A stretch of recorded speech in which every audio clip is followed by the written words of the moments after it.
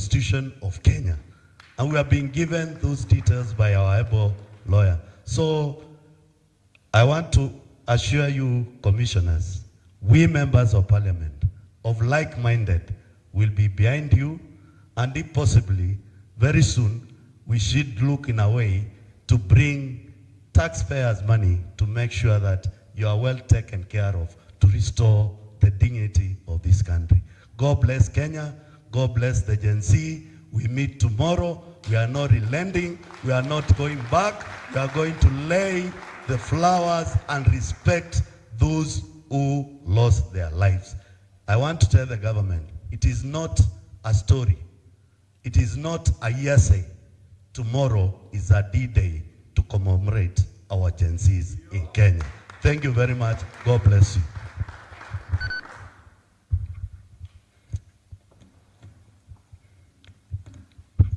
Good afternoon, ladies and gentlemen. Good afternoon again. My name is Mawade, Member of Parliament, Embakasi South Constituency.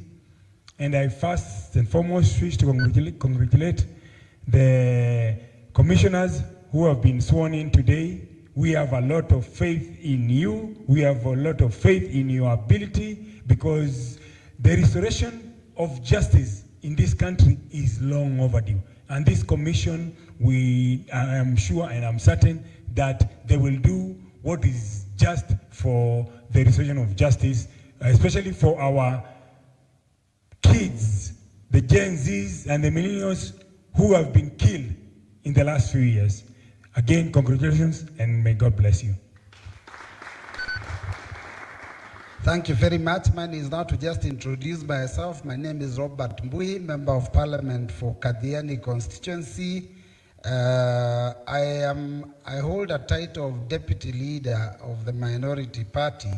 But if you remember, after our youth were killed like dogs in the streets, part of my side, which is the minority side, became part of the majority, became part of government. So I'm now the de facto leader of the minority party in the National Assembly, representing the youth that were killed brutally by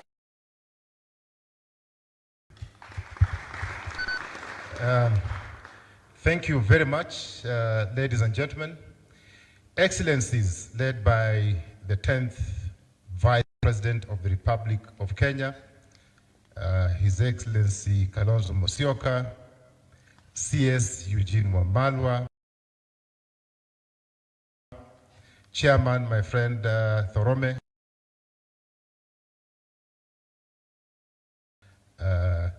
President Kibaki. That's the only government we can remember. The others, I don't know.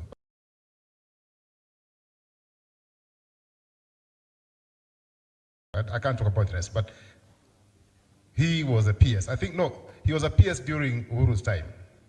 But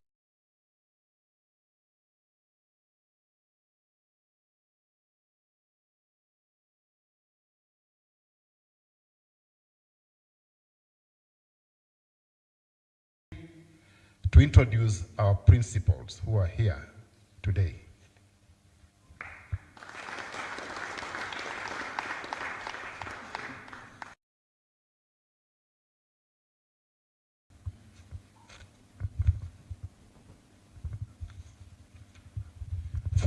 Thank you very much, the moderator, my friend Philip Kisia.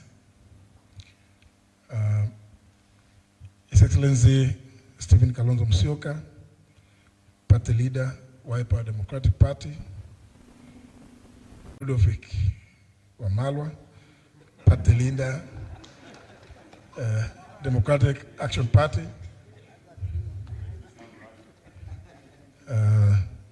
my good friend, the Chairman of the Jubilee Party, Mr.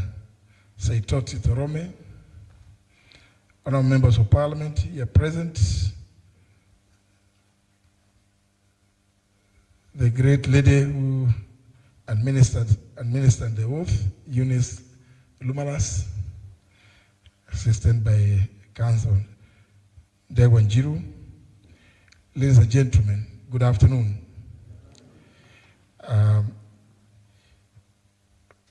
my colleagues in the United Opposition sat and agreed that there's too much trauma that has happened, too many atrocities that have been committed, that we explore ways of addressing various issues that be there for this country. I will be calling on them to make their statements at an appropriate time, because we will not be long ourselves. Safe to introduce this subject. Council Ndewanjiru was given the constitutional anchor upon which this commission, PRJC, is posited. But I also want to observe that in all societies, emerging from a history of oppression and gross human rights violations, face the challenge of reconciling their past. This is not new. It has happened in various parts of the world. A people-led commission seeking to restore justice among its citizens. And I want to appreciate that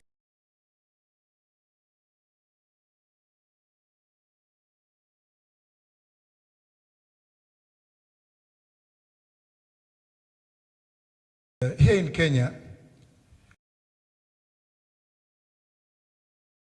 we've had some numerous attempts to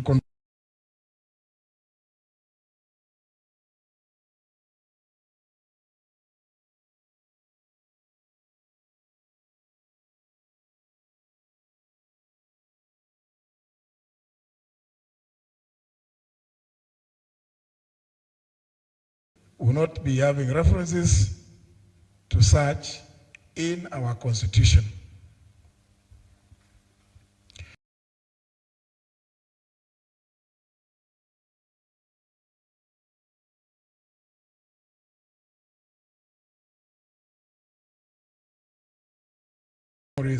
About the events of the last few weeks, this month indeed, last week, the week before.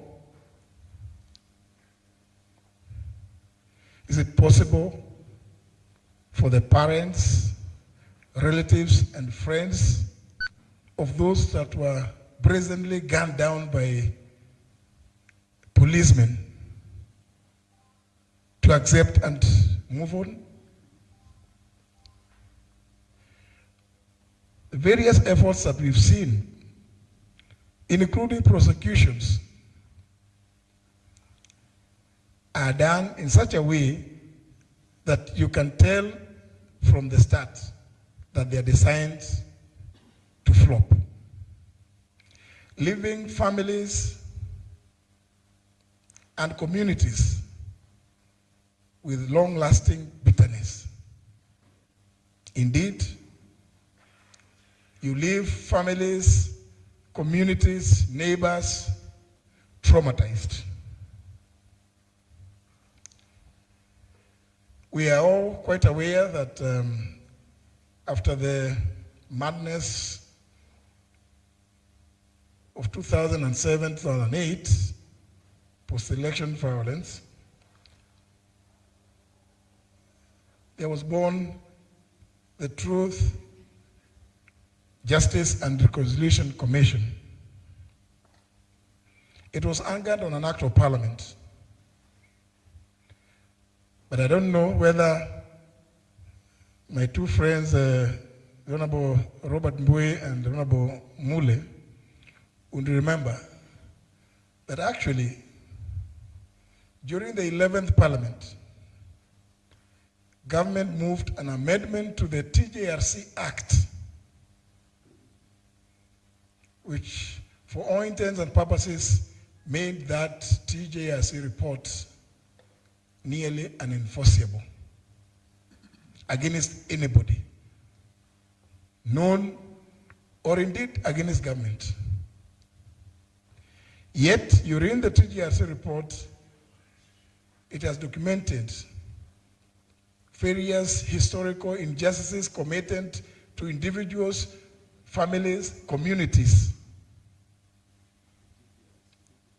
So, the trauma persists. So we've asked ourselves the question, for how long shall this continue? Yet, we have an acclaimed constitution that's so robust in its provisions in the Bill of Rights, which is chapter 4. How are those victims, their relatives, friends, and communities to receive justice? How are we to restore justice to those people, to those communities? It's for that reason that proceeding on the authority, as explained by Council Dewanjiro, we've taken it upon ourselves and the leadership, and we want to invite Kenyans to appreciate that the authority granted to us is derived from Article 1 of the Constitution.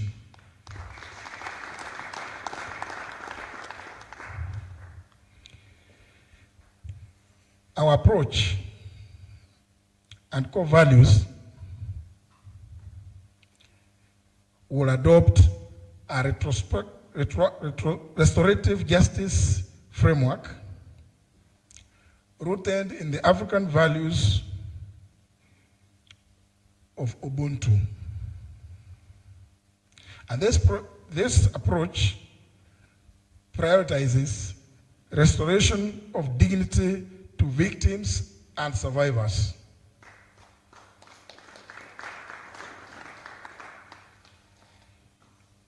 The approach also aims to rebuild individuals, families, and communities, and indeed the nation. For we can talk about economic growth, but what does it mean to the mother whose child was taken more than a year ago without trace and has not received any answer as to whether the son is alive or dead? You can have the SGR, you can extend it to wherever, even the DRC. But that mother, that father, that brother, that sister will still remain with pain. This approach aims at trying to rebuild those families and communities, and in the process, build a more caring nation.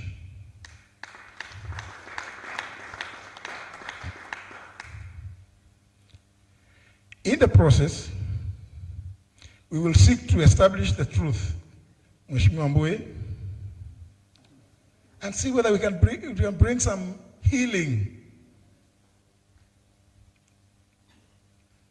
and some form of closure. And then, where necessary,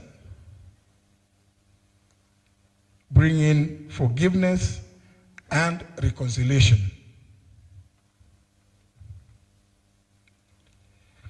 We also aim through this commission to put to an end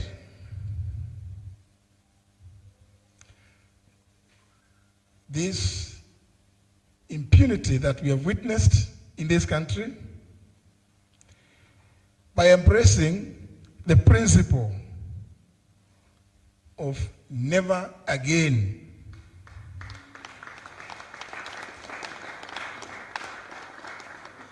never again, by also putting memorializing, and through remembrance. We also aim to create mechanisms to support healing. And through our partners, seek to do compensation and restoration for victims, survivors, and communities.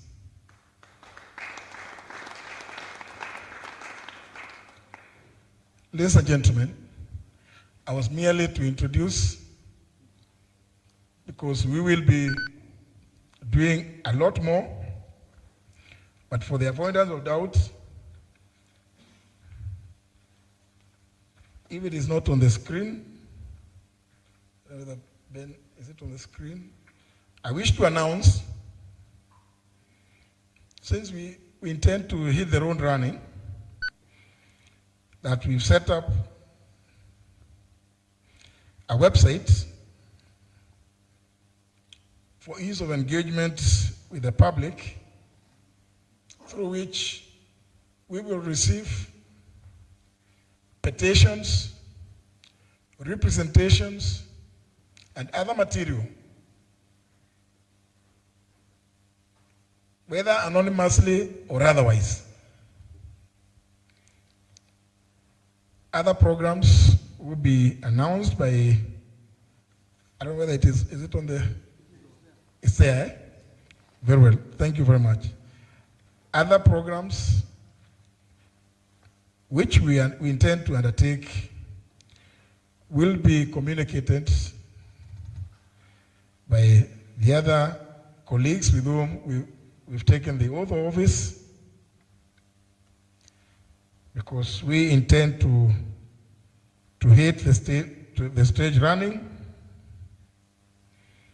So that was merely to give you the approach that we intend to use.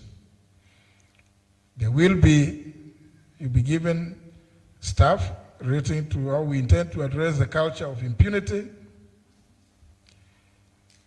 how we intend to carry out investigations, and preserve evidence.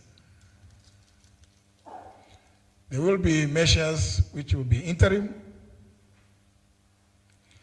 and I wish to assure Kenyans that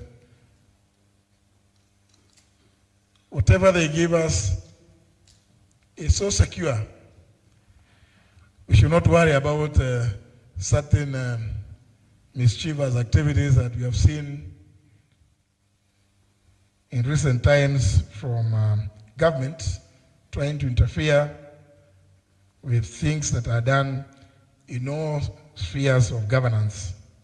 But we will not be limited to merely human rights violations. We intend to also deal with issues that relate to state capture, as well as institutional corruption.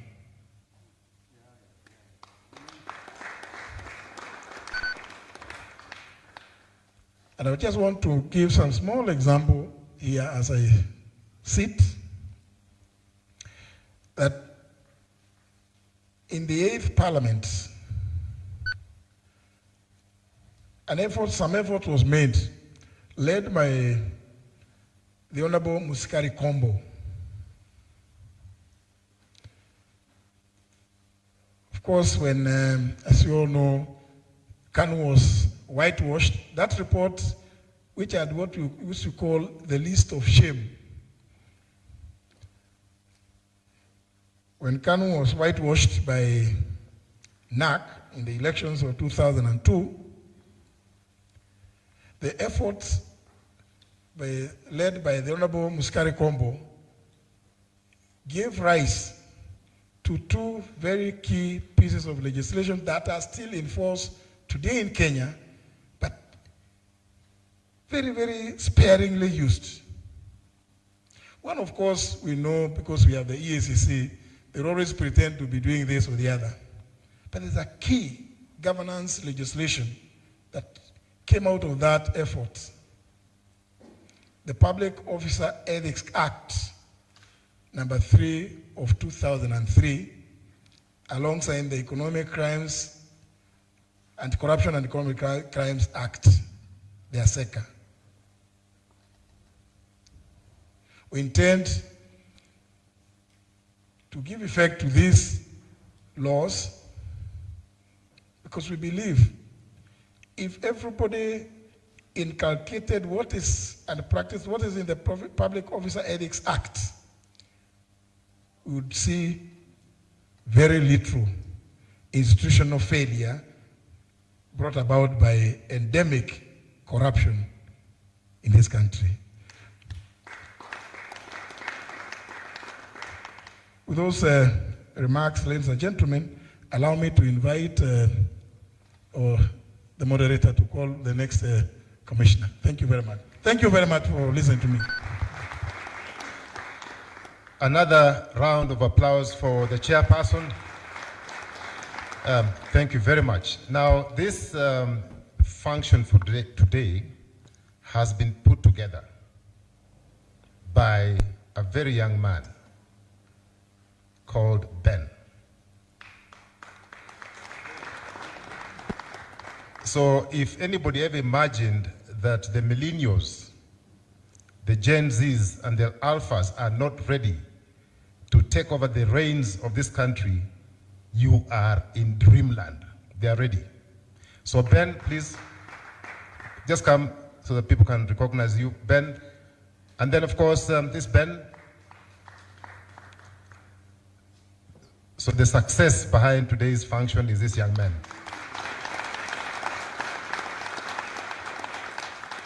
And of course, he received guidance from the back office.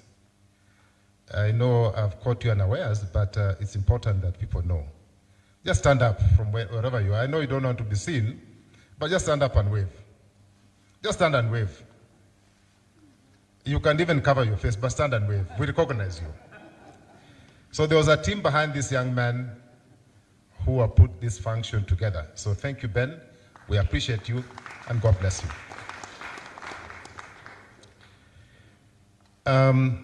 Let me now call upon 3 commissioners to make their statements very short, not more than 5 minutes each.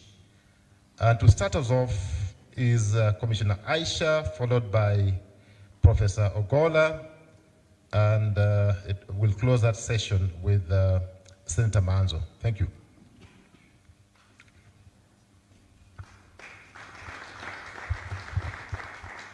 Good afternoon. Your Excellency Kalonzo Musyoka, The Excellency Eugene Wamalwa, Chairman Jubilee, Saitoti, all elected leaders, Wakenya wenzangu, hamjamboni. Mine is to say today is an important day in this country because this country we've lived with burying the truth and running away from our past. Since independence, we've faced a lot of challenges, massacres, police brutality, corruption, a lot of pain, but we ran away because we want to move on and we want to assume that every time we will create a solution, the solution has never come. Kenyans are each and every day crying because of injustice, whether economic, whether legal, in terms of now what is happening from human rights to health to education. It's still an injustice. We are where we are as a country because of the culture of move on. And today we want to say we cannot move on because healing as a country is important. We cannot heal when, since independence, there's a lot of historical injustice, and even now it is coming through a new formation of abduction and killings. Today is an important day because we, the people of Kenya, are saying enough is enough, and I'm urging all Kenyans that this is not about today and tomorrow, it's about the future of this country, and that for once as a country, we will not run away from the atrocities that are happening, and we will not say, move on. Today is an important day because it is the Kenyans who every day wake up to work and build a nation despite being wounded. Mental health is at the highest as a country. You cannot talk about education and health and other things when a woman is missing her child at home and she does not know what that child did. We have a crumbling police docket that instead of protecting Kenyans, they're the ones going for Kenyans. We are now degenerating to now having people hiring goons to come and attack another Kenyan. But you're forgetting that it can be your child you're attacking. It can be a sister or a brother. We are forgetting that these things continue to remain a scar. I personally recently lost my beloved father, and it doesn't happen on a normal occasion. For mine, it was a natural cause, but I can imagine you never understand the pain until you sit at the front seat. So there are millions of Kenyans since independence who've lost loved ones, and up to date, you're told move on. Up to date, there's been never a solution towards historical injustices. And if this generation that I am in, we keep quiet, we will also be blamed 5 years, 10 years, because we will have kept quiet at a time that we were supposed to give a solution to our motherland. Today I request Kenyans, this commission seated here is more than willing to work with all Kenyans from all walks of world. It is for you to help us by sharing through the website. Soon the chairman will announce more other platforms so that you can share videos, you can share petitions to enable us work. Today we are saying we will not sit and be quiet as our country goes to a different trajectory that we did not envision. We want a country where we are not suffering from mental health. We want a country where equality is there. And we want a country that no one is above the law. Because if you commit a crime, that is where there is judiciary. We also pray that institutions will not be caught up with corruption, intimidation, and that we will not have a corrupt judiciary, a corrupt police force, and other institutions that are key in this country. We are simply saying that today marks the start, that we will move as a country to accept we will not bury the truth, to also accept we need healing and restoration, but most importantly, there are people who must be held accountable individually for what they've done to our motherland. Because Kenya is me and you. Today, I want to say that it marks the beginning of a journey that as a country, we must not relent and we must not accept to continue the way we have been by covering what has been happening. Generations have come and gone. It is time for this generation to say enough is enough. We will not only investigate historical injustices, but even the current. But it is the people of Kenya who will share that information to enable us continue as a commission and work towards restoration and building a prosperous motherland that we call Kenya. Kenya ni home, asanteni sana.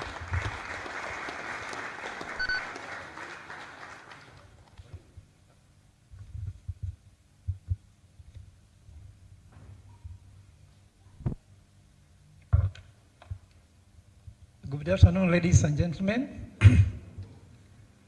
I just want to recognize the leadership from the United Opposition, led by His Excellency Kalonzo Musyoka, and the commissioners led by very able chair, Honorable Justin Muturi. I want to say that there is no better day than this in Kenya. And Chair, had we done this on the eve of 25th last year, we could not be where we are now as a nation. So I'm looking at the audience and look so serious. Some of you have not seen someone smile at them the whole of the day. Please, can you smile at your neighbor at least to... Somebody might receive a smile or to get a chance to smile today at all. Because we look like we are mourning, but I'm sure there is hope. Chair, as you said, never again. The word never again is important. Allow me to say that the commission is quite interesting to me because when you saw Bishop Orwa praying, Bishop Orwa, I remember the day there's a child who died in Kibra, in that river, and there was money for the so-called disaster response. There was no response. And I went to Kibra and made the sign of the cross, and I walked with people from Kibra without looking for police notice. We walked up to the Senate and met Senator Manzo. Senator Manzo, without appointment, welcomed us and gave some support. Nowadays, we don't say what they gave. They'll say themselves. He gave some support to the family, but took us through the offices, but still we didn't get the money. So I am standing here, people calling him the people's economist. That's how people are suffering. Because I want to speak just on economic injustice in Kenya. I want to say that economic crime is a problem everywhere in the world. But in Kenya, it's not just a problem. It is now a profound crisis. Crisis, you know, a problem is there. But when a crisis comes in, it's more serious. It has now posed existential risk to our nationhood. It is systematically diverting vital resources that should be used to bring good life to people, education and health. But not only that, it's also being used, economic crime is being too such. Imagine someone takes money from you, then uses the money to suppress you with the very money.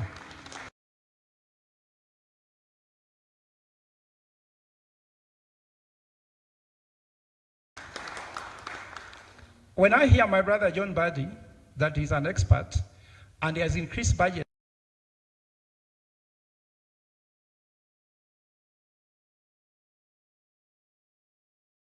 then tell you, you can't enjoy education or you can't enjoy healthcare without security. Yet, someone goes to Homa Bay, picked, then brought to Nairobi and killed. So,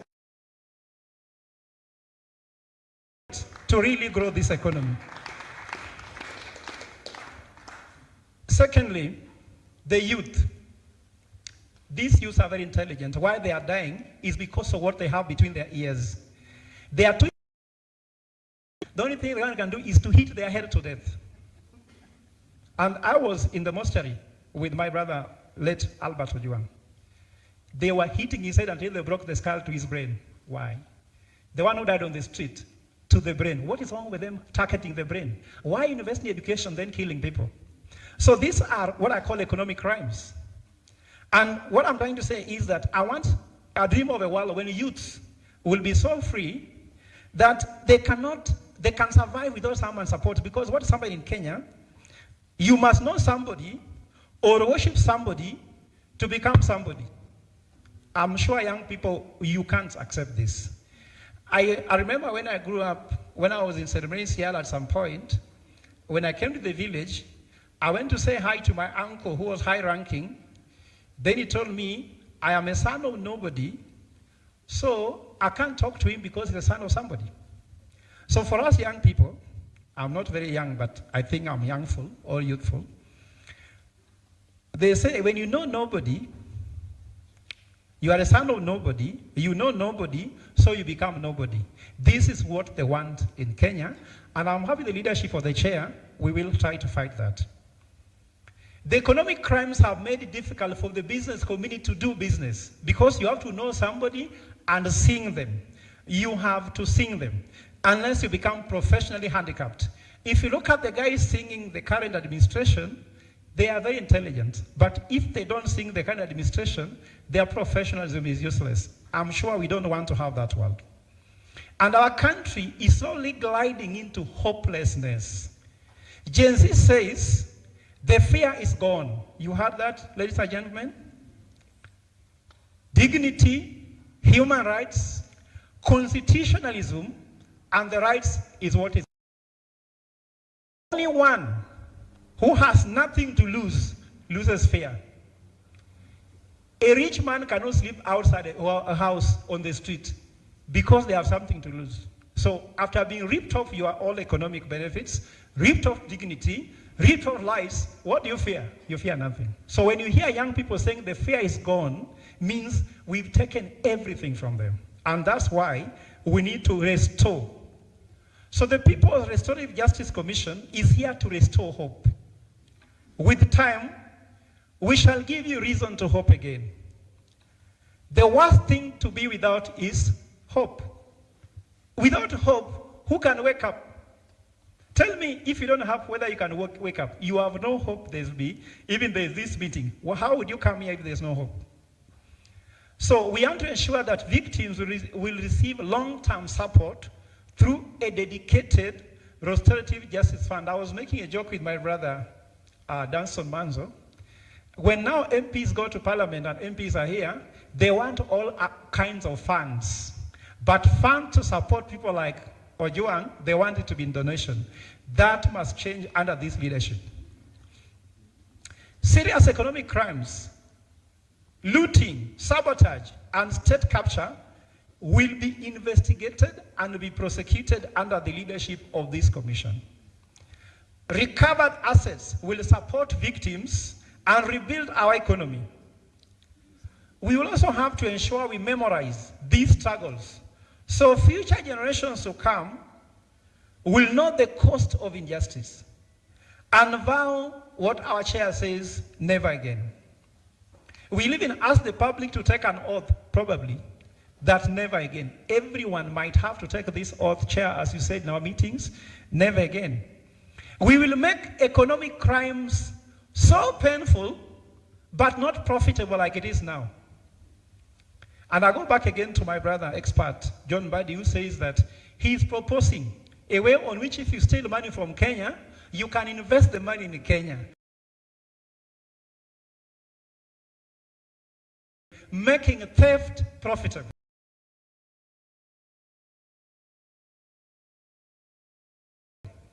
We will make it completely painful.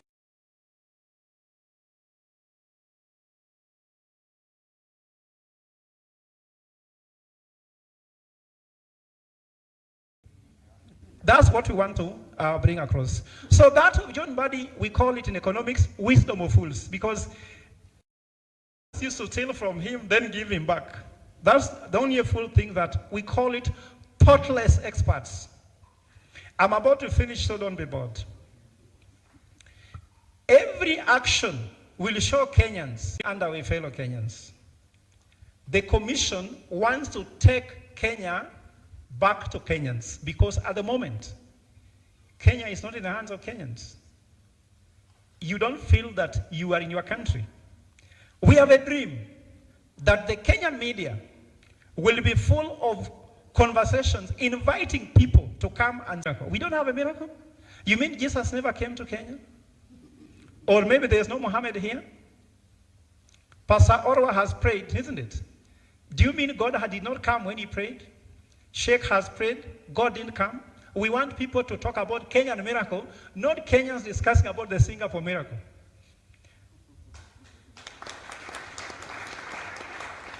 We want the business community to find it easier to come to invest in Kenya below because the law will be transparent, just, and fair.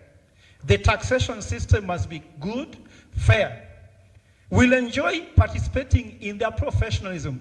I can tell you a story. I was a professor in Strathmore for 12 years, and when I said that the bottom-up economic model will bring down Kenya, the president said that if I continue being in Strathmore, he's not the president. And he's the president, I'm not in Strathmore now.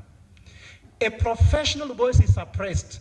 When you speak like a professional, they call you a politician or an activist. In the US, professors speak in Harvard and they're respected. In Kenya, an economist has to keep quiet.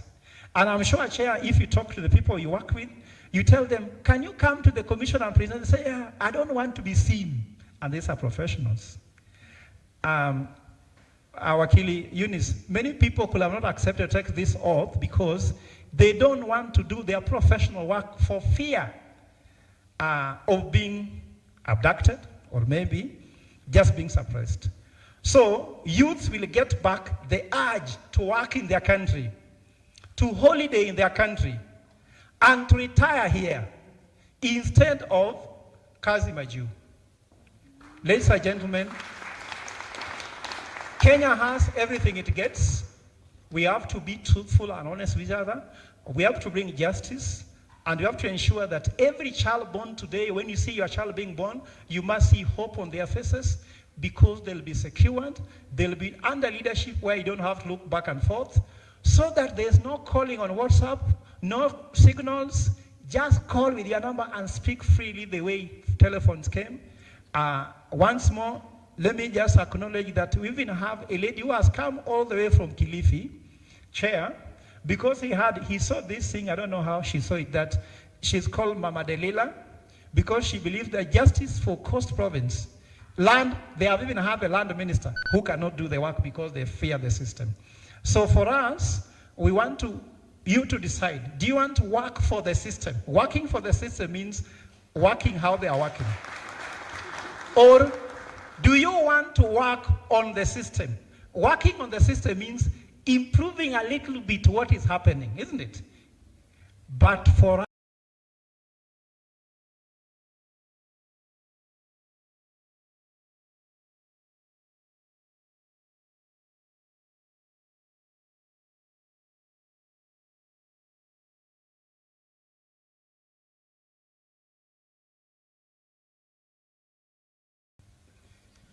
Thank you, Your Excellencies. Let me thank Kenyans for appointing me into this very important commission. And I want to talk about, very briefly, about state capture of public institutions. This has happened into the ministries. It has happened with a serious organization like ESCC, the Kenya Police,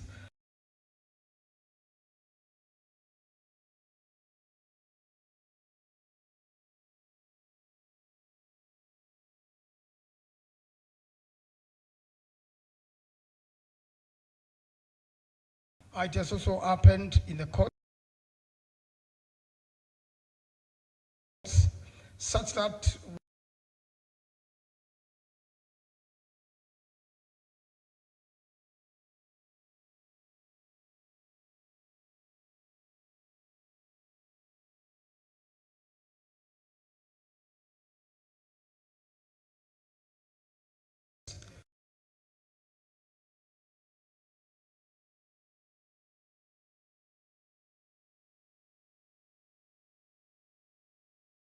know who killed Rex Masai, why he was killed,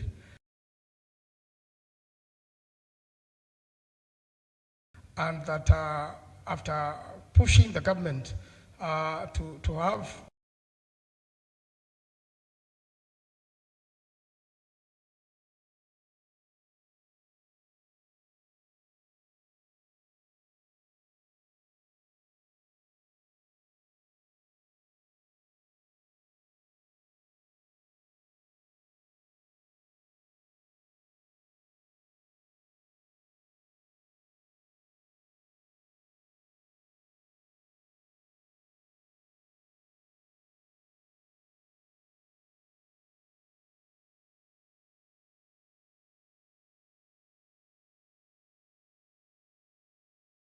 many years to ever, get the culprits face the law. If you are to go through other injustices committed to other people through the same way, so that the DPP, which is another captured office, can utilize it if it finds viable. If it doesn't do so, then we can pursue private prosecution with this information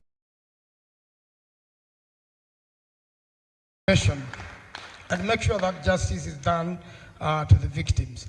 This sort of commissions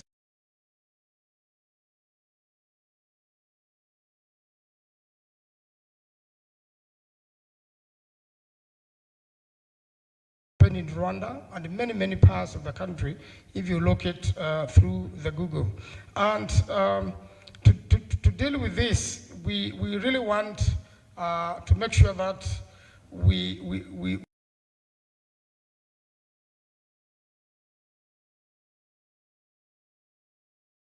at least the current regime does not want to deal with them. So we want immediate relief for the victims, so that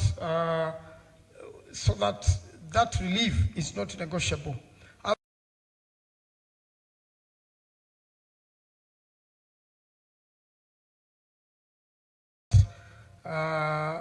One is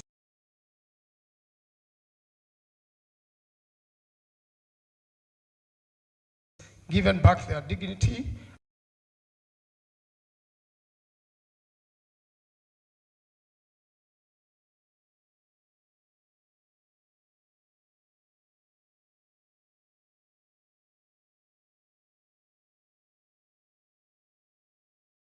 And they are compensated. You can even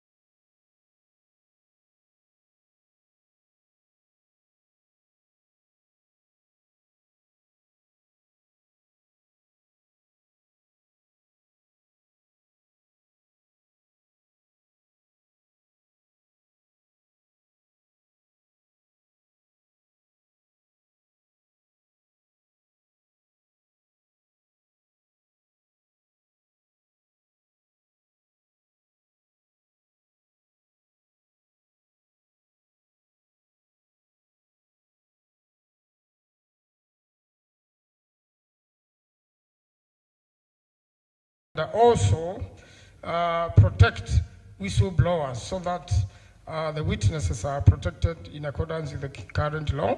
And then there is, got an end justice. We have Bob Jaggi. With Bob Jaggi, you can come.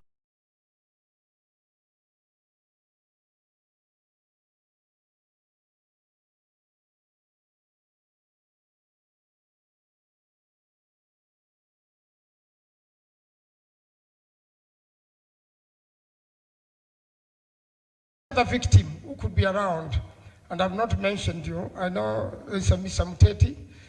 Mr. Muteti, if you could also come forward. These are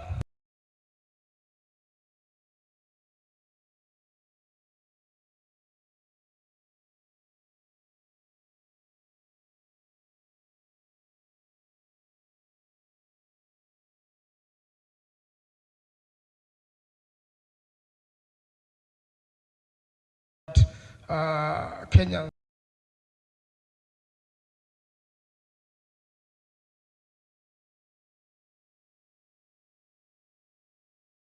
Can know what happened to your son.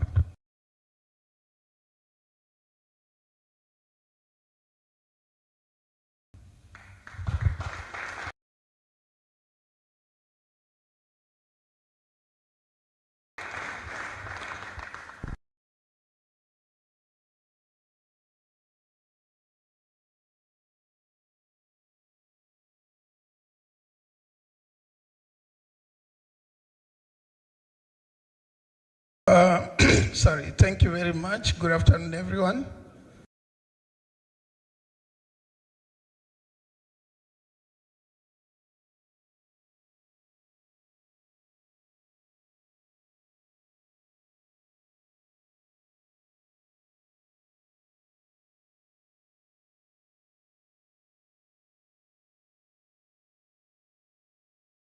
Up.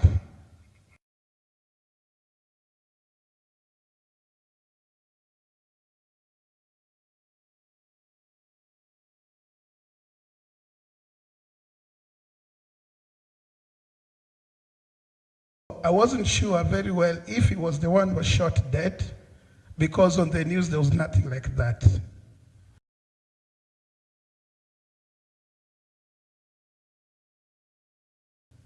So the next day, not even the next day, the very, very night,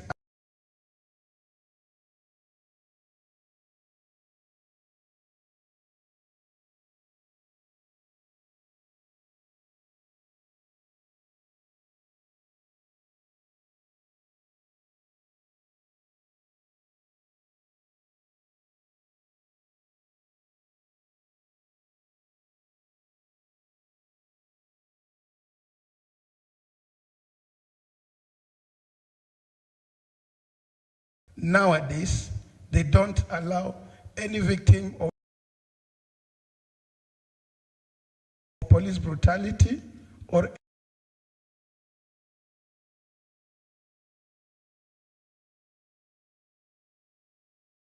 anybody who has been killed through a mob justice or police.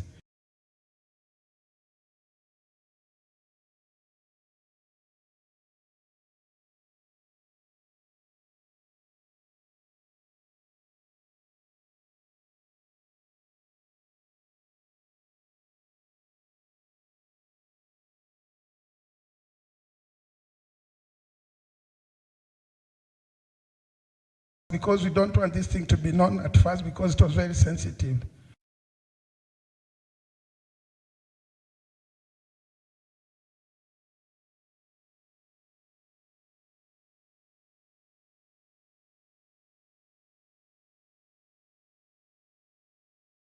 Were accident victims.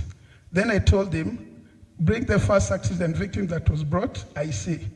So the first one was brought. I recognized from the media that was one of the guys who were shot dead. Then I told him, this is not the one. Bring the second body. So when the second body was brought, because I was not,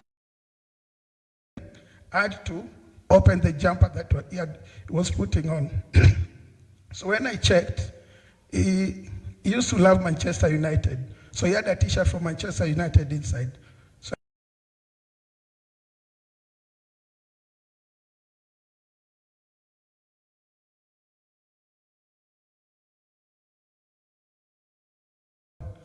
then I told my cousin, this is Shakil.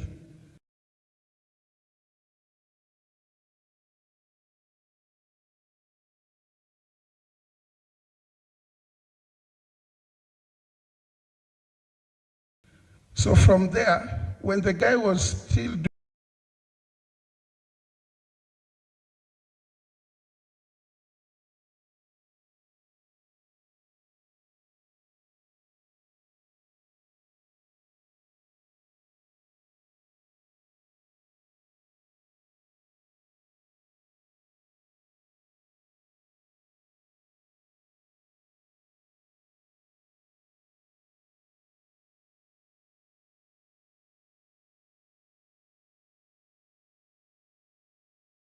doing other things, I happened to see the registry.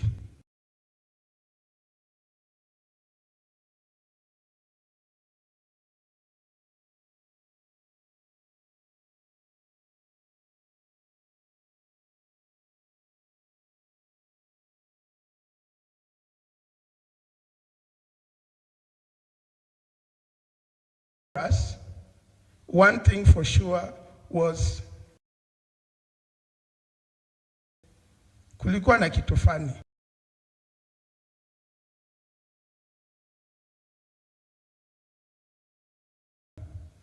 The boy, when we saw him first, was drenched in blood. And the other guy,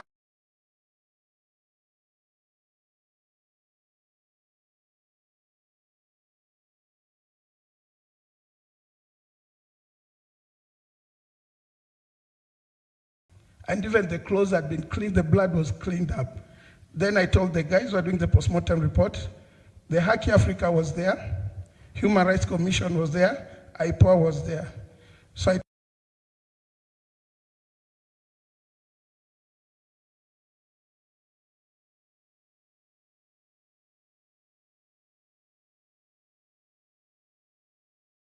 So the postmortem was done, and it was truly established that the boy died from gunshot wounds inflicted by a police officer within Kitengela under the... That was it. So we have been following up with the IPOA. The IPOA took the report from me, they wrote a statement from me, but from then until now, not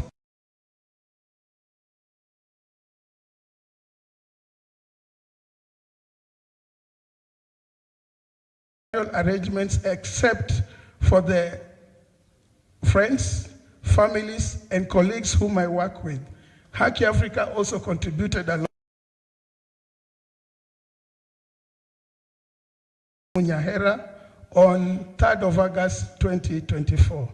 Until now, no phone call, no nothing. I've not even seen any government representative, not even one. Much, Paula. These are the injustices. Please be seated, the two of you.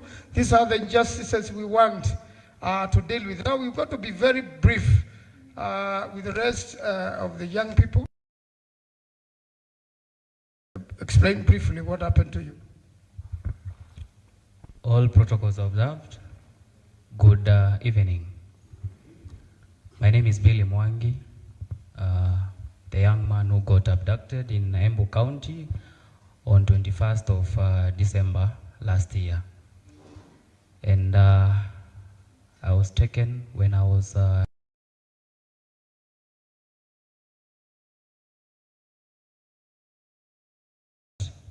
and taken to a place that I don't know, where I was receiving beatings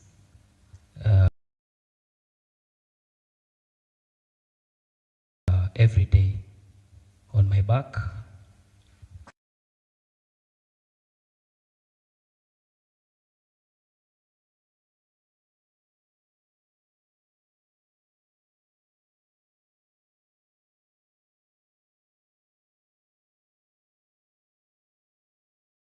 Given little food that kinda intoxicated to tamper with your normal thinking. But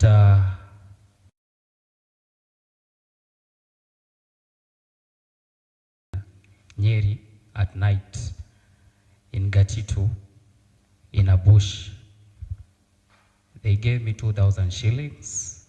They told me, we kijana jipange, usipitie kwingine, wewe jipange. And Mungu naye ni mzuri, I'm alive, but that does not give me a smile on my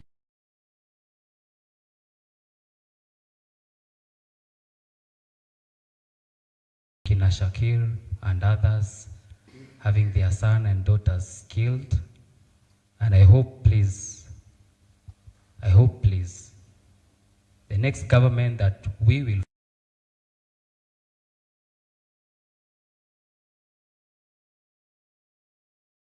na wale wanafikiria Gen Z hatuna kura, my friend, sisi ndo tunaamua. We are the ones who to decide if you are the senator, if you are the governor, if you are the president. So the next government, please give us chance.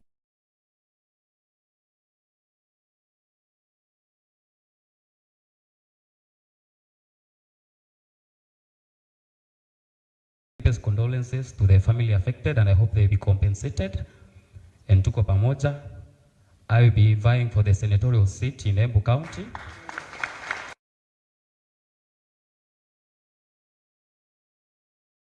Hata kama wengine wanasema sitapata, my friend, the God who brought me back alive is the one who will give me that win. Sana, all the best in your campaigns, and we have over 100 cases similar to Billy Mwangi's. Yeah. Nitatumia lugha ya kitaifa. Kwa majina naitwa Aslam Longton, the Kitengela 3. Sisi ndio wale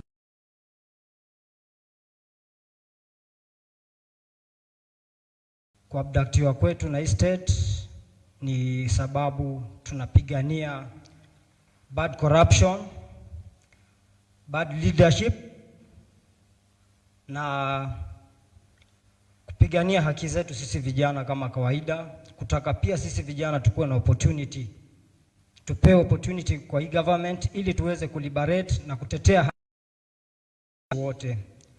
So kwa hayo tulichukuliwa 32 days, mimi na ndugu yangu Jamil Longton pale Kitengela. 32 very so painful kwangu na familia yangu. At that for 32 days sikuwa nimerealize pia Bob Njagi alikuwa ameabductiwa. That 32 days effort mingi sana kwa hii government ya Kasongo. Sikuamini wale wenye walikuja kuniabduct na kunitolea more guns. Nilikuwa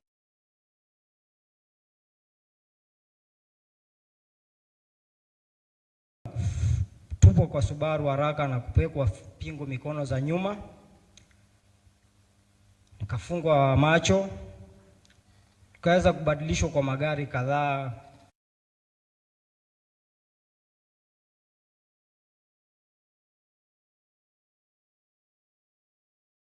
Yoyote anafaa kuwekwa, sababu pale mahali mateso ya unyama hali ya juu, number 1. Number 2, unaambiwa uvue nguo zako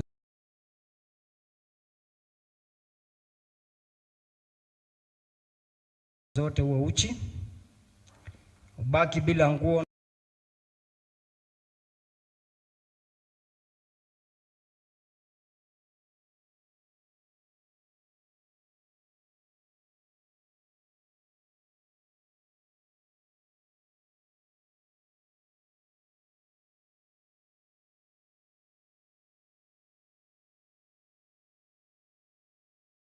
Kisema people power, tunasema higher power. People power, people power. Who are the people?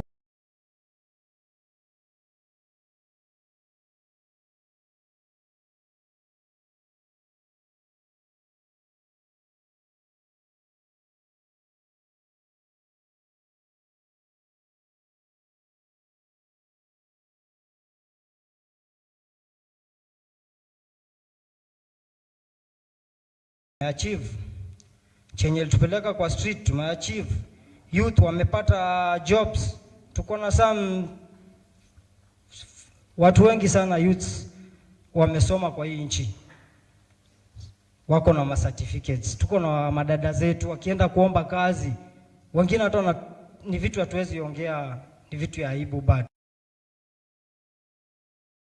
we need change na we need opportunity for the youths.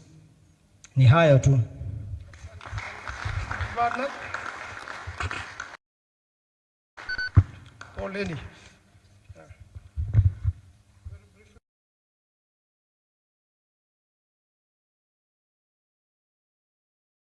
Bernard, one of the few guys who were abducted last year by the Kenya Kwisha government.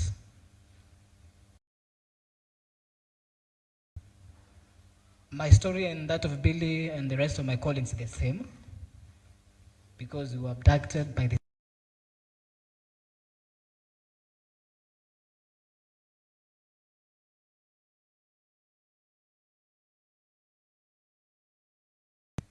I don't want to speak about what we went through because Billy has explained and my colleagues have said the same.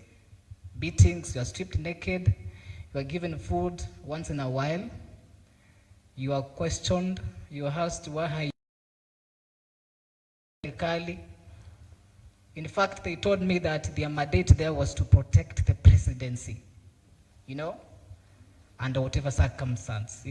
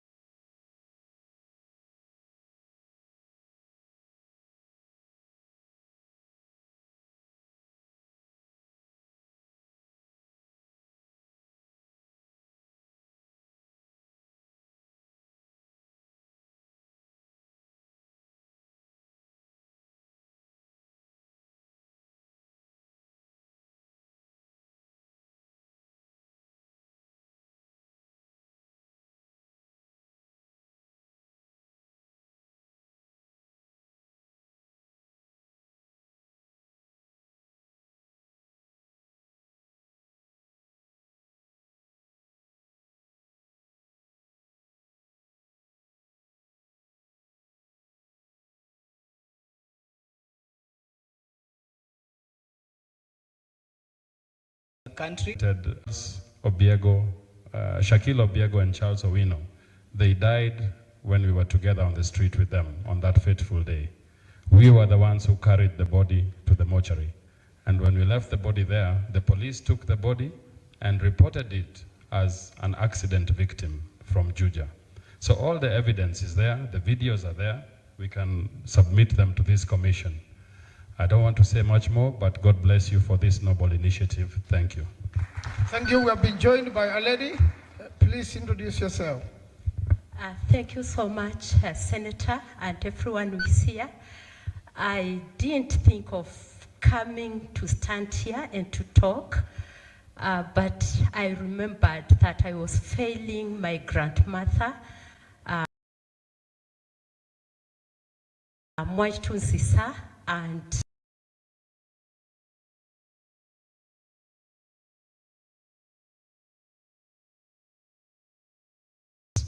Gillian Munyao, the parent of Rex Masai, who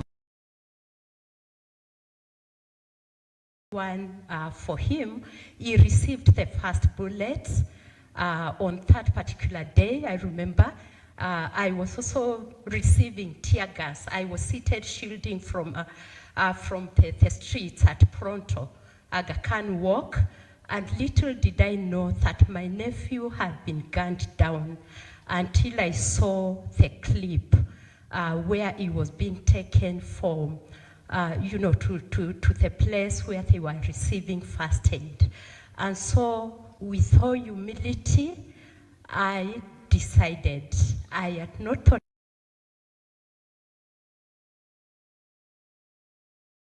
I'm failing one.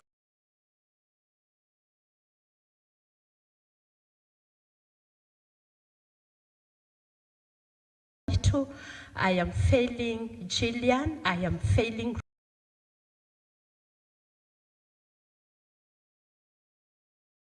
Rex, and she rests in peace. May justice be done. Thank you.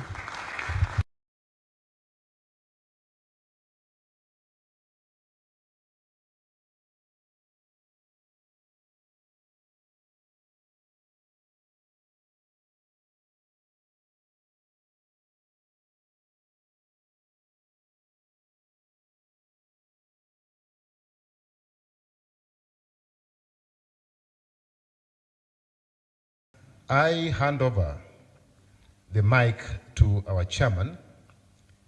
I just want to say two things as I sit. Dr. Stephen Kalonzo Musyoka, I know you're a very religious man. You are very forgiving because I've worked with you.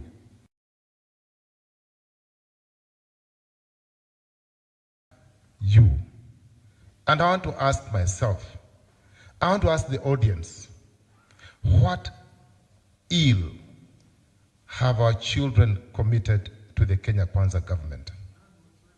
What ill? That they have muted violence and killed many of them extrajudicially. What have they committed? And having said that, I know the Bible says that we forgive. Should we forgive a murderer?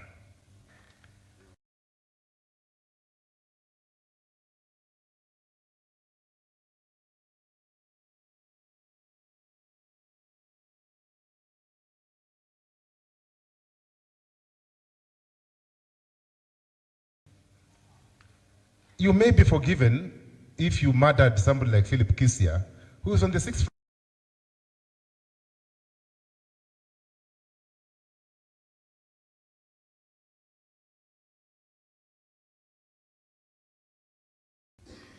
Finally, the same president never mentioned the deaths of our children muted through extrajudicial means. He never mentioned anywhere. He didn't even offer sympathy, or he didn't even say anything about this young man who is battling for his life at Kenyatta National Hospital. He said nothing. He said nothing about Ojwang. He only talked about protecting the police. So I see suggesting by any imagination that our children are inferior human beings. Can we really forgive such a man? And I'm talking about William Ruto. Can we forgive him? Can we forgive him? I then remembered the video I watched yesterday on Citizen and many other channels of a mother.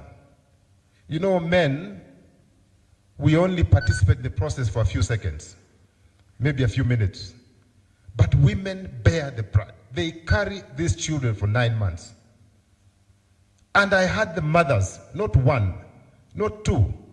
They only asked for one thing. They said, we don't want compensation. Bring back our children. Bring back our children. So if William Ruto wants to be forgiven, bring back the children. Bring them back alive. Otherwise, you'll never forgive them. So thank you very much, Excellencies. Let me hand over the mic to my very able chairman. Thank you for having us. And after this, I think we'll say a prayer after the principals have spoken. We'll give a vote of thanks, say a prayer, and we'll call it a day. May God bless you. Thank you.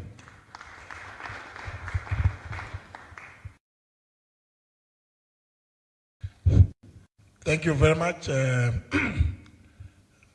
programmer, Mr. Philip Kisia. And thank you very much, the parents of the young man that was shot in Kitengela, for giving us your story. Thank you very much, Bob and Billy and the company, the aunt to Rex. It is this kind of stories that have pricked the consciences of many right-thinking Kenyans. I believe to others, and I think what Philip has just said is a demonstration that there are others who think lives of innocent young Kenyans don't matter. Indeed, I think as Professor Ogola did explain about the economic area, I'm sure you saw just last week again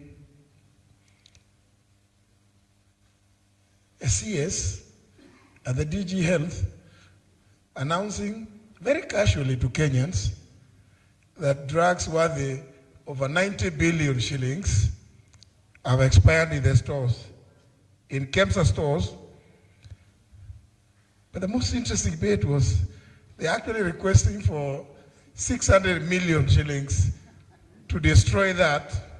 And guess what? So that some other people can do some further procurement. Yet health is a devolved function.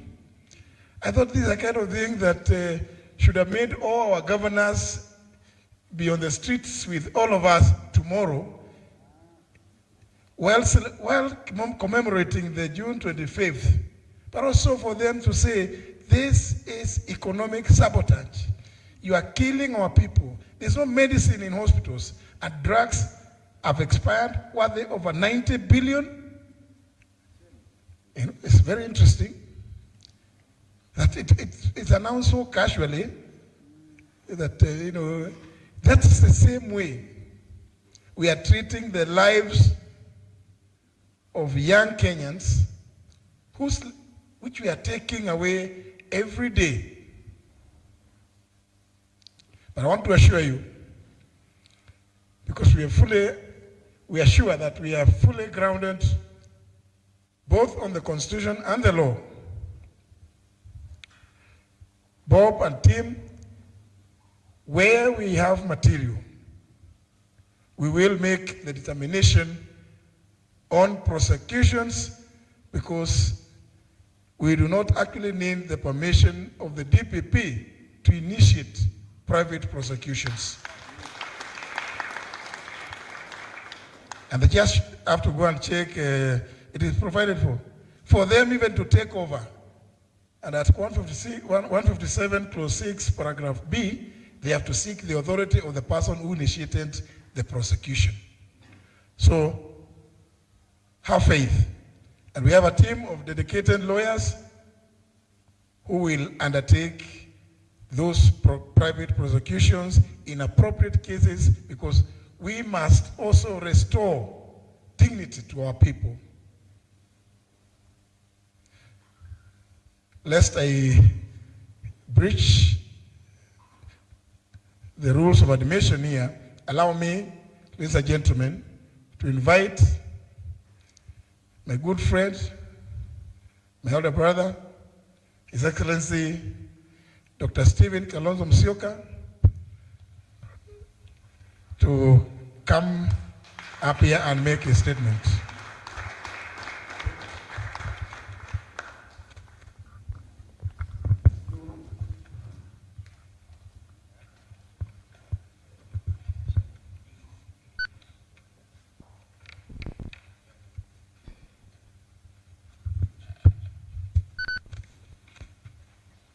Well, Professor Gola, you asked us at some stage to smile. And you obviously found it was not easy. Matters before us today are so heavy that we should be forgiven for not smiling at each other. Be that as it may, before I make one or two remarks, I want to give apologies of our other colleagues who are not here, representing the united opposition. Although I see that the website is talking about loyal opposition.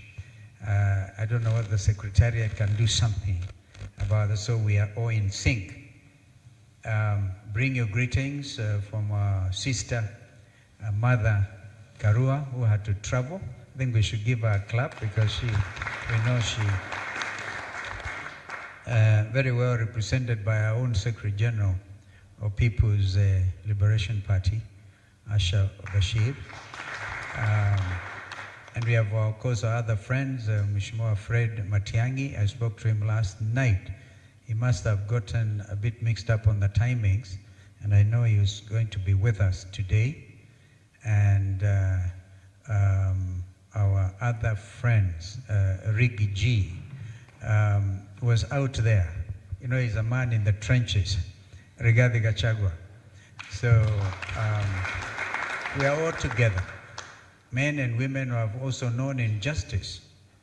Because I think Rigathi Gachagua should also appear before you like Robert Mbui. And I remember I was out of the country when Robert Mbui reported in trying to welcome Baba, he broke his leg. And you remember the story that time was we were on our journey to Canaan.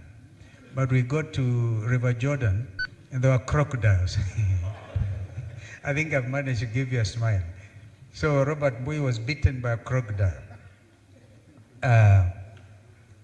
Listening to what has happened to our country, honestly and sincerely, if we don't take action now, we might end up with no country.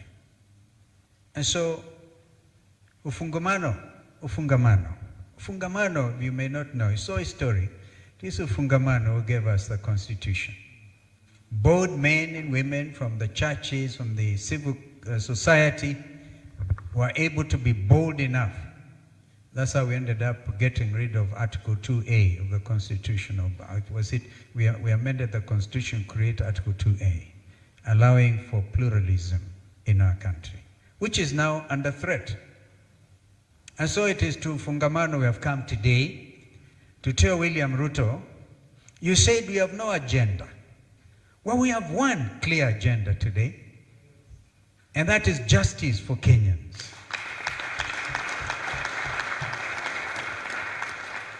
Now follow suit. You have been told this is not the first commission of his type world over. Look at Brazil. In fact, a bishop was funded to start a People's Commission. This People's Commission is not an act in vanity or indeed acting in vain. look at the quality of his leadership. Justin Biden, I've heard of a new name, Biden, Muturi, JB. That's why the B comes from, the JB. And you give us a name of my landed friend here, my brother, Eugene. The name was it aflatoxin? No. Something along those lines. I'm trying to give you a smile, at least. And so, agenda number 1, the work of this commission, I think is not even time bound, because we are talking about the next administration. What you are telling William Ruto is our agenda item number 1 will be justice for Rex Masai and justice for all those young Kenyans who have been failed by police bullets simply because they exercise their constitutional rights under Article 37. And now we pray to God that if you have a heart not of stone but of flesh, you don't kill them again tomorrow. Don't kill them. We are telling William Ruto, don't kill these young people tomorrow, because the world is watching. We want to thank the international community. They have come out with a very clear statement. Kenya is not an island nation. It is one nation among the community of nations. We will not allow you, therefore, to get away scot-free. As we speak, at least by the time I got here, I had information that 4,500 goons were meeting in City Hall, preparing to go and murder and maim and kill the framers of Constitution 2010 under Article 1 on the sovereignty of the people. Never envisioned that so many years, 15 years down the line, there'll be men meeting in Taifa Hall somewhere under the chief goon, who I think is the one preparing them to come and do other things.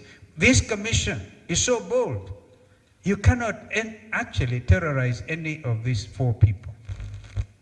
Justin Muturi and your team, you have your work cut out. When we talk about state capture, we mean it. Kenyans are still waiting to hear fertilizer fake. And the Andani deals continue. Economic sabotage, economic manipulation, which actually, as we speak, is part of Shashi. We will have to go deep into those things so that as we form the next government, we will know what to do with those economic saboteurs. Well, Philip Kishia, Philip, I heard you loud and clear. By the way, the 4,500 goons are joined by 5,000 police officers. All right? And they're even planning to exchange uniform with the goons. What they're actually trying to do is to make sure that Goon A knows how Goon B will look like tomorrow. Shame on you. Shame on you. So we are watching, and the country is watching. All the parents want, and Kenyans, because mtoto akizaliwa sio baba yake ama mama yake peke yake. Mtoto ni wa jamii. Watoto wa jamii ya Kenya, wazazi wa watoto wa Kenya, jamii zote wanadai haki kwa watoto wao, ambao tumeona hapa. Bob, you remember we even tried to catch up with you some stage. We caught up, we tried, we went to court, we tried action, but this is real action. Real action. And so, please feel free to come out before these very competent men and women who are there to make sure justice is done. And this commission, therefore, is a precursor to the pursuit of justice for every Kenyan under Constitution 2010. I, therefore, would want to really conclude my remarks because they're brief. We've been given the wherewithal and what exactly we want to do. Tomorrow, we're going to sit and see. Let there be peaceful demonstrations. Let there be peaceful demonstrations.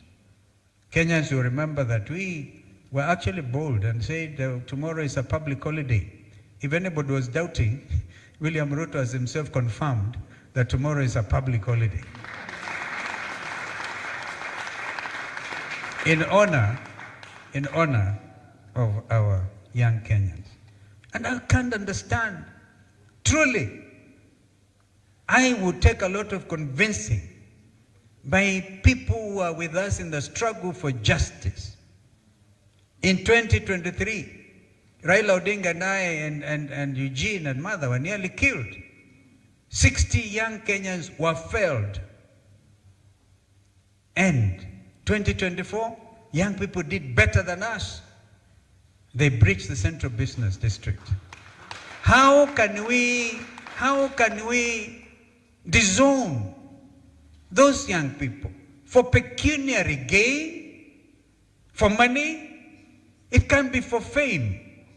It can only be for infamy.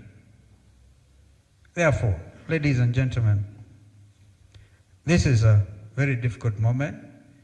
I've seen Minister Murkomen saying they are willing now to meet with the parents of the victims.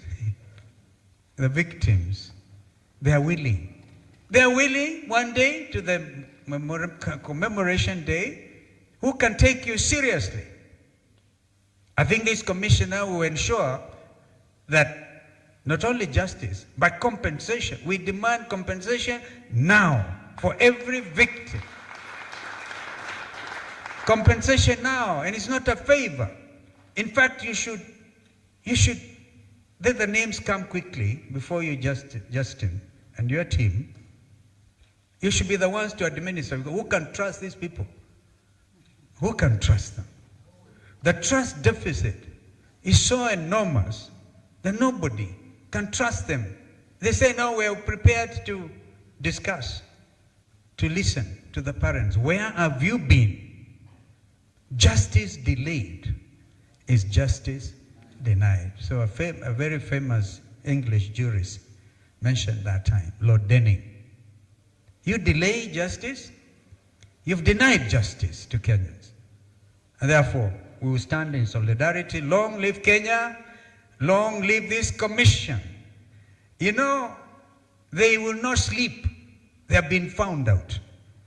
Because this is not a joke. And so we'll be calling them out as we go.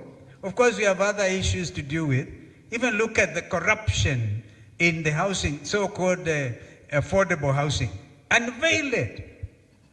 In fact, that is the easiest thing. That's what we are always saying, the next administration, executive order number 1, do away with housing tax. And of course, as we do so, you'll be on their tails. You'll be holding them. You'll be holding them. Messed up education system. How can we have a country where Kenyans don't know how they're waking up tomorrow? And we saw them, representatives of the suffering people of this land. But God will shine. The sign will rise tomorrow, and we shall go and lay the wreaths in remembrance of these children. We've given notice. We've given adequate notice. Wakili Ndegwa Njiru, you remember we asked him to do it. Notice to the police.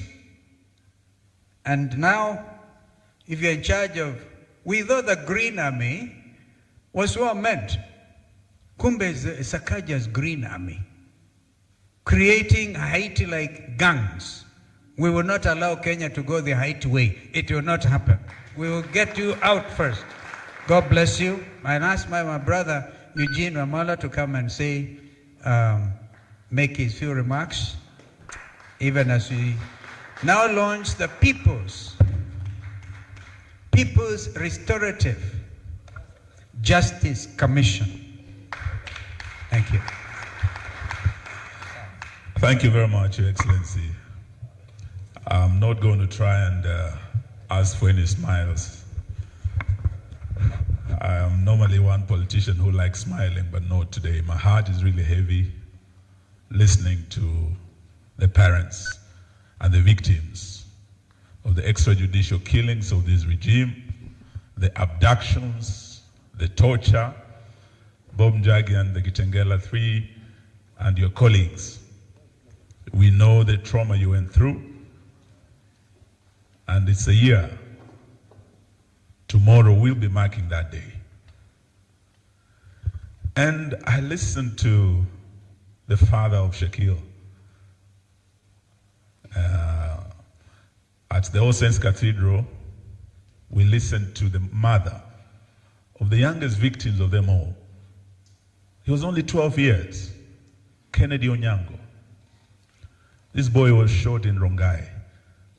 His little body took many bullets. And when the president was asked about the boy, he said, the boy is alive, right? Kennedy Onyango's story was very moving at the All Saints Cathedral, and many others, Denzel Mondi's parents, and all those who are suffering. A year later, no justice, no compensation. And it reminds me of one of the poets, Jonathan Karriara. He wrote a poem, and he called it Grass Will Grow. And it was a poem by a parent mourning the loss of a child. They said, Lord, if you have taken my child away, then give me strength to dig his grave. And Lord, send me a little rain, for grass will grow. But he said, Lord, do not send me madness. I asked for tears, but do not send me moon-hard madness to put a snag in my skull. It's as if Jonathan Karriara was one of the parents here. One of the parents whose children had bullets lodged in their skulls, had their brains splattered on the people's house in Parliament and on the streets. They did not aim at the legs or the arms to disable. They aimed at the head. They splashed their brains and they killed them. A year later, no justice. Those who went out in 2023 during the Azimio protests, 75 young people were killed. One was Brian in Nyalenda with his brother. They were beaten, dragged out of their homes and killed. Just like Brian, who was killed, I think it was the Sultan Hamoud went with His Excellency to bury the young Brian. We cannot forget these young people. They've been waiting for justice for 2 years. But do you expect justice from the Ruto regime? Do you expect justice from the Ruto regime? A regime that will pick a young man, Albert Ojwang, from Homa Bay, bring him to Nairobi, less than a kilometer from where we sit, Central Police Station, they murdered the young man. Then they said he had committed suicide, that he banged his head on the wall until he died. Can you believe such a regime? A regime that shot young people in Kitengela, Charles Owino, Shakil and his colleagues. Then they hide the bodies and say, these were car accident victims from Juja, and they cover up. We've heard today from Shakil's parents. They tried to cover up, but they went and found out what had happened. Can you trust a regime like that to do justice? If they were covering up, the police bullets, if they had not been found lodged in the heads of these young people, we would never have known their story. And that is why today I want to thank, I don't know where Ben is, and the young people, the brains behind this organization. We salute you, and we salute all the courageous young people who through their brilliant ideas such as this, and through their rage, backed by their courage, who came out to face this ignoble regime. Today, we also thank J.B. Muturi and this team for accepting to take the onerous task, because it is not easy. And just starting from what we have heard here, there are many Kenyans whose stories are still untold, who would want to come up and open up and speak and let their stories be heard. Because this government will always try to cover up the truth. But through a system that we are setting up, truth will come out and justice will be done. And even if it's not done by this regime, as your incoming government, we want to give you our word, justice will be done. So the work you'll be doing is not just academic work. From what you're doing in the next 12 or 15 or so months, we have no doubt from every corner of Kenya, we have heard Kenyans speaking loud and clear that this regime will be a one-term regime. And if it's a one-term regime, it means it's a regime that has less than 2 years. By the time this commission completes its work, we will be ready under the new regime to implement the work that you are going to be doing. And we will, because one thing we have said as the People's United Opposition, there are 3 things we are seeking. Unity, liberation of this country from this corrupt, bloodletting regime. But the last thing we must do is restore our country and its lost glory. And the process of restoration starts with plans such as this. Because justice cannot be done by this regime. We need to restore hope by the people of this republic in our key institutions, the judiciary, parliament that has been captured. There's completely loss of faith in this parliament because it was captured. So today, even as we launch this commission on the restoration of justice, we want to say we must learn from our lessons. I was the Minister of Justice in the Kibaki regime, and when I took over that ministry, the Truth, Justice and Reconciliation Commission had been paralyzed. There was an attempt to abort that commission, the Kiplagat, Ambassador Kiplagat Commission. We were able to work around the clock to get the TJRC Commission to complete its work, to compile its report, and to submit this report to the President, Mwai Kibaki, Vice President Kalonzo Musyoka, and Prime Minister Raila Odinga. I was a member of the 10th Parliament, and JB Muturi is right, because after that report was presented, in the 11th Parliament, some things happened that actually made sure that report was never implemented. These are some of the steps we must take outside the regime that is unwilling to do justice, and through such innovative means, we will be able to achieve it. We are hearing a president give an empty apology, a conditional apology to the Gen Zs.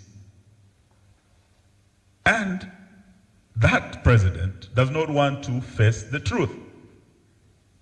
I've heard him today talk about peace and security and tell the police of Kenya he's 100% behind them. He has confidence in them.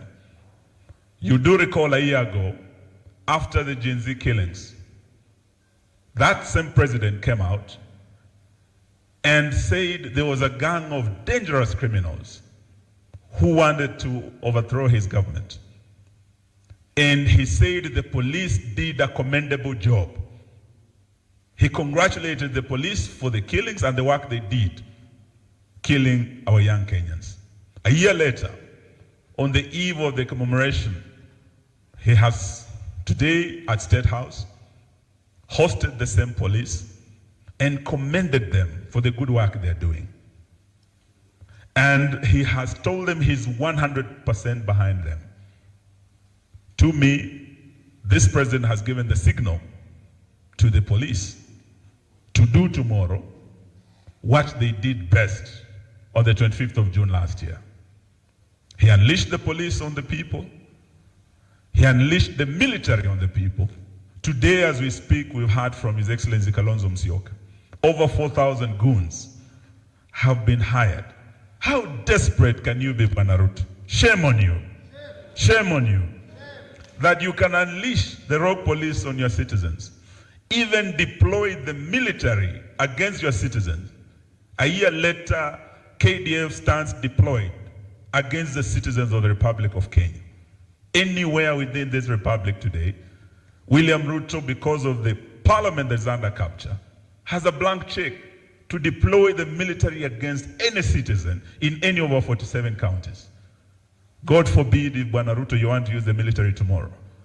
If you want to use the police in the manner you used them last year. And if you and your teams want to deploy goons against these children. All we are asking, as Jonathan Carriera said, is that, Lord, give us the strength. Give the parents the strength to come out tomorrow and mourn their children. To come out and have the strength to lay flowers at the gates of Parliament, to commemorate their children.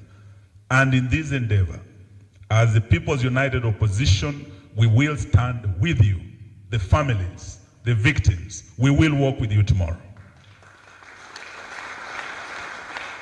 And we're asking the police to do what they are supposed to do constitutionally. Don't criminalize protests, demonstrations that are rights guaranteed by Article 37 of our Constitution. Your work is to escort and provide security for the demonstrators. It is not to shoot and to kill innocent, unarmed protesters.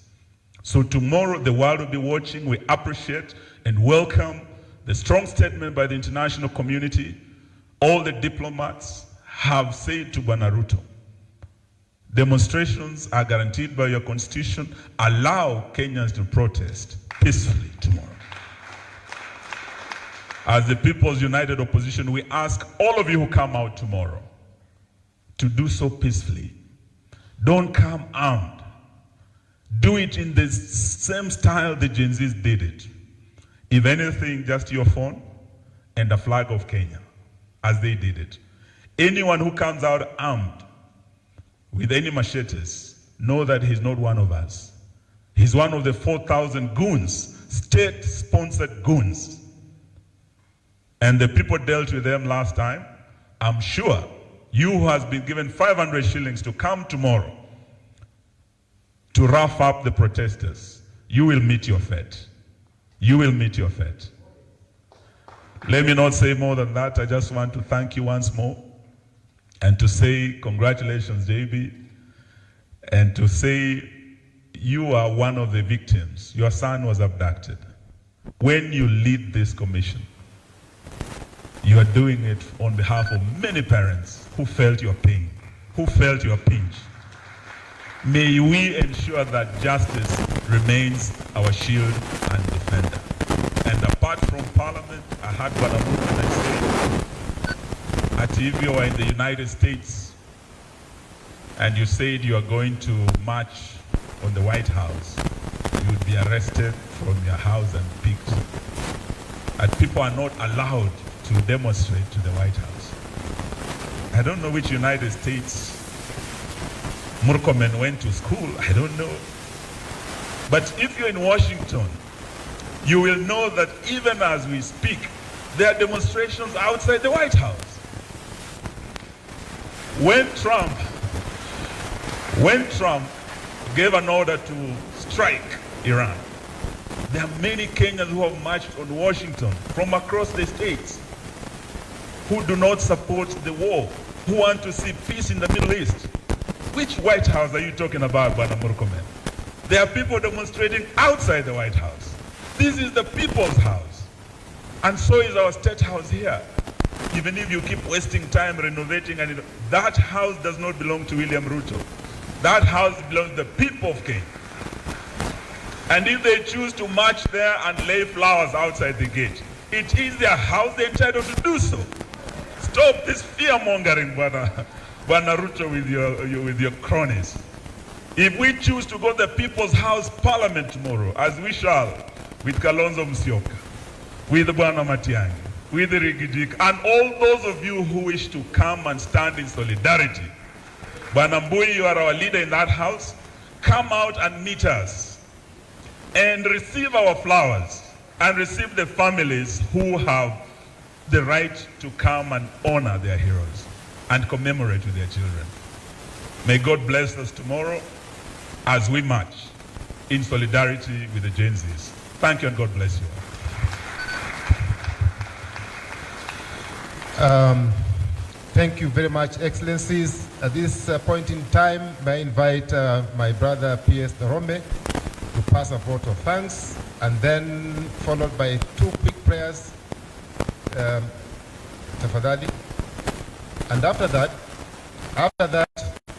we'll have a group photo of the victims, the chairman, the commission, and the political leader.